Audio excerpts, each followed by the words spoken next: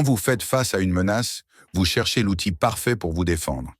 Et si la Russie est cette menace, l'Ukraine a trouvé le marteau idéal, l'AASM. L'armement air-sol modulaire français pulvérise les positions russes avec une précision chirurgicale, prouvant au Kremlin que la supériorité numérique n'est pas toujours synonyme de victoire. Dans cette guerre d'usure, c'est parfois l'arme parfaite qui fait pencher la balance. L'AASM n'est pas une nouveauté dans l'arsenal ukrainien. La France a commencé ses livraisons début 2024 et selon les experts militaires, l'Ukraine aurait reçu environ 600 de ces bombes avant la fin de l'année dernière. Une stratégie française particulièrement ingénieuse. Paris fournit ses stocks vieillissants qui conservent toute leur puissance destructrice tout en accélérant sa production nationale. Le ministère des Armées français a annoncé un objectif ambitieux, produire 1200 AASM d'ici fin 2025, soit le double de ce qui a été envoyé en Ukraine l'année précédente. Un cauchemar pour Poutine qui comprend que la France peut maintenir un flux constant de ses armes redoutables vers l'Ukraine tout en reconstituant ses propres stocks. Paris s'est déjà engagé à livrer 50 AASM mensuellement à Kiev. Un message clair pour Moscou. Inutile d'attendre que le problème disparaisse de lui-même. Mais qu'est-ce exactement que l'AASM et pourquoi représente-t-il une telle menace pour les forces d'invasion russes? AASM signifie armement air-sol modulaire, surnommé Hammer en anglais pour Highly Agile Modular Munition Extended Range. Cette bombe guidée de précision a été conçue pour anéantir n'importe quelle cible avec une efficacité redoutable. Son développement a débuté en 1997, lorsque la France cherchait à créer une munition aérienne polyvalente et précise pour équiper ses Rafales. En 2000, Safran, anciennement Sagem, a remporté le contrat pour produire le premier lot de kits AASM. Livré en 2004, cette arme a été officiellement déployée un an plus tard et est depuis 2007 un pilier des forces armées françaises. La flexibilité est au cœur de la puissance de l'AASM. Cette bombe peut emporter des charges allant de 125 à 1000 kg, offrant une versatilité exceptionnelle sur le champ de bataille. Une charge plus légère suffit pour une cible modeste, tandis que les versions lourdes peuvent raser un entrepôt entier ou décimer un déploiement massif de troupes. Les bombes puissantes ne sont pas une exclusivité ukrainienne dans ce conflit. La Russie dispose également d'un arsenal conséquent, notamment ses bombes planantes, essentiellement des bombes soviétiques équipées d'un kit de planage permettant de les larguer depuis l'arrière des lignes ennemies. Mais l'AASM se distingue radicalement de ces armes russes. Sa conception sophistiquée et son système de guidage la rendent supérieure à tous égards. L'AASM possède une section de guidage montée sur le nez qui la rend infiniment plus précise que les bombes stupides modifiées utilisées par Moscou. Ce kit est complété par un système d'extension d'aile intégrant un moteur à fusée solide qui porte sa portée à près de 70 km. Cette distance reste insuffisante pour un emploi similaire aux bombes planantes russes, mais elle permet aux chasseurs ukrainiens de larguer leurs charges, puis de se mettre rapidement hors de portée des systèmes de défense anti-aérienne russes, un avantage tactique crucial. La polyvalence de la ASM, en termes de taille de tête militaire, permet à l'Ukraine de l'utiliser dans divers scénarios.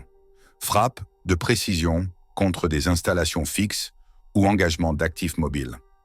L'arme est généralement équipée d'une bombe de 250 kg, mais Kiev peut adapter sa configuration selon ses besoins stratégiques. Cependant, c'est son guidage qui fait vraiment la différence. Contrairement aux bombes planantes russes qui utilisent un système GPS basique manquant de précision, l'AASM combine GPS et système de navigation inertielle, INS, dans sa version standard, déjà largement supérieure au kit russe. Ce système hybride permet d'utiliser l'AASM par tous les temps avec une précision remarquable. La version de base affiche une erreur circulaire probable de seulement 10 mètres. Les versions avancées équipées de guidage laser semi-actif réduisent cette marge à moins d'1 mètre de la cible.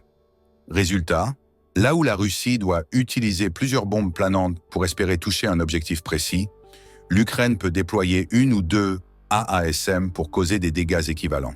Mais le plus impressionnant reste peut-être la manière dont l'Ukraine a adapté ses plateformes aériennes héritées de l'ère soviétique pour utiliser cette arme occidentale.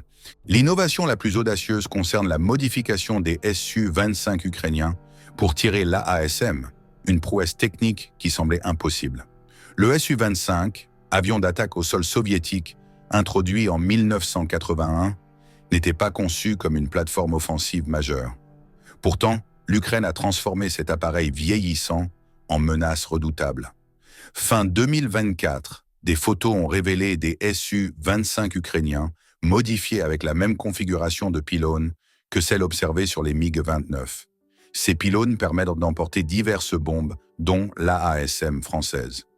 Comment Kiev a-t-elle réalisé cette intégration technique? Probablement en s'inspirant d'une précédente innovation. Plus tôt dans le conflit, l'Ukraine avait adapté ses Su-27 et MiG-29 pour tirer des missiles AGM-88 américains en connectant l'électronique du missile à une tablette installée dans le cockpit. Une solution similaire a vraisemblablement été développée pour les Su-25 et les AASM. En janvier 2025, une vidéo a montré un Su-25 ukrainien volant à basse altitude, équipé de 2 AASM de 250 kg. Pour compenser la portée réduite due au vol à basse altitude, le pilote exécute une brève manœuvre de cabrage au moment du tir, exploitant pleinement la portée de l'AASM dans des conditions théoriquement défavorables. Cette ingéniosité ukrainienne transforme 40 plateformes aériennes presque obsolètes en menaces létales pour les forces russes. Et ce ne sont pas seulement les Su-25 que Moscou doit craindre. L'Ukraine peut également tirer ses AASM depuis ses MiG-29, étendant considérablement sa puissance aérienne. L'impact sur le champ de bataille a été immédiat. Le 3 mars 2024, l'Ukraine a utilisé pour la première fois ses AASM lors d'une opération dans la région d'Avdiivka, où la Russie tentait de s'emparer d'une importante usine. Bien que les forces russes aient finalement pris le contrôle de la zone, elles ont subi de lourdes pertes face aux frappes de précision des AASM tirées depuis des MiG-29. Le 23 avril suivant, un quartier général militaire russe à Kherson a été ciblé par des AASM.